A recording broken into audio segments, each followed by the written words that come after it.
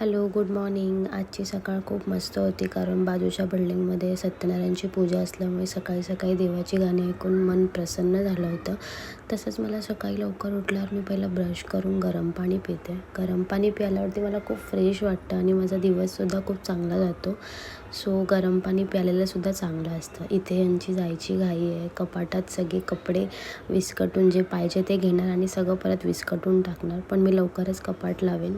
हे गेल्यावरती मी फ्रेश वगैरे होऊन कचरा वगैरे काढून घेतला आणि वर्क फ्रॉम होम असल्यामुळे मी नाश्ता तिथेच केला आणि माझं काम करायला मी सुरुवात केली. काही डेजपासून इश्यू असल्यामुळे मी वर्क फ्रॉम होम करते, बट मी लवकरच ऑफिस जॉईन करायचा विचार करते कारण मलासुद्धा कंटाळा आला आहे घरात राहून. नंतर मी जेवायच्या टायमावरती कालव्याचा रस्सा आणि भात खाल्लं जे मला खूप आवडतं.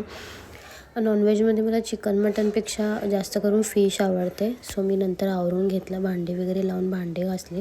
डोकं दुखत होतं म्हणून मस्त आल्याचा चहा आणि मेथीचा लाडू खाल्ला. संध्याकाळी हेमा आली होती, सो आम्ही खूप गॉसिपिंग केली आणि तिने माझा फेवरेट वडापाव आणला होता. सो वडापाव खाल्ला. सो असा होता माझा दिवस. Good night.